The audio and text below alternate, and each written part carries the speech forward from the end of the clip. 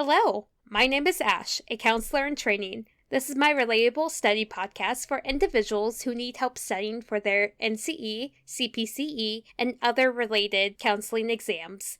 I'm going to go through many questions from multiple resources and make the answers relatable to both you and me. So get your listening ears on and let's get studying.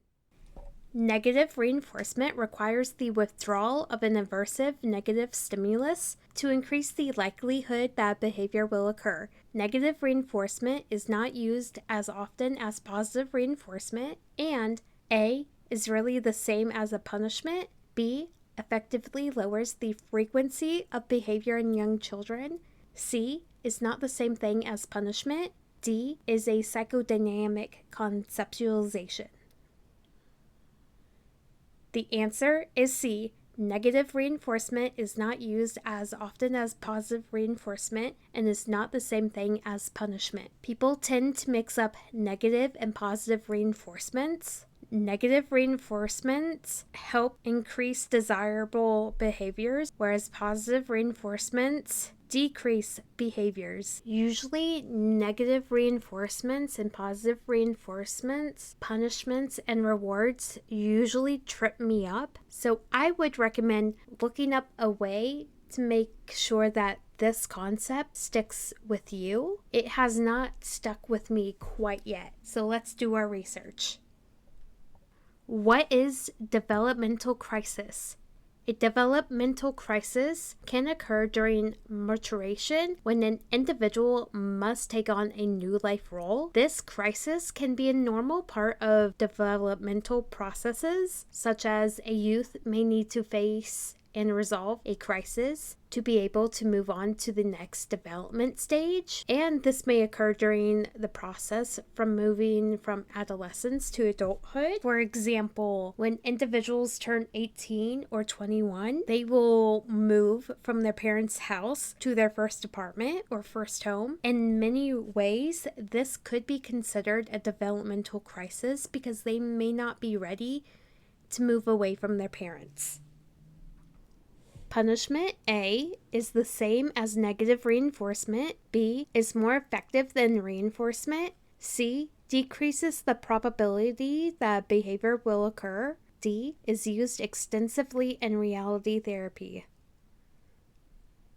The answer is C. Punishment decreases the probability that behavior will occur. For example, using timeouts, taking away toys, taking away the phone. These small punishments decrease the probability that a certain behavior will occur, whether the behavior is not listening, not doing chores, so on and so forth.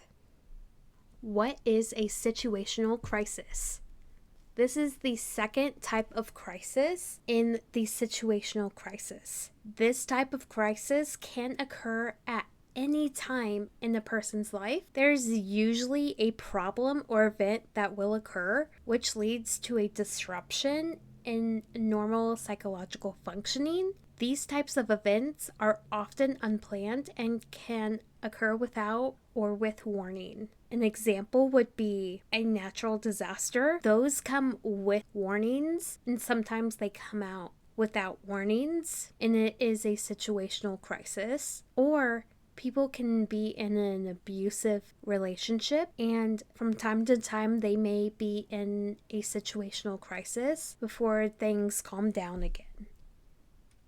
In Pavlov's famous experiment using dogs, the bell was the blank and the meat was the blank. A, CS, UCS, B, UCS, CS, C, CR, UCS, D, UCS, CR.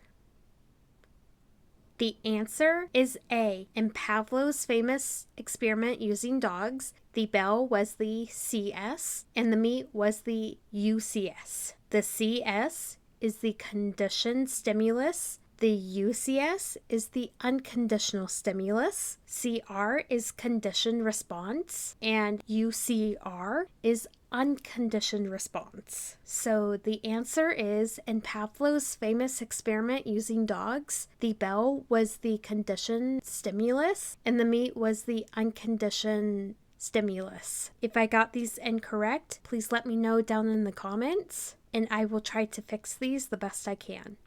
And that is all 5 questions. Thank you for listening. Keep calm and study on.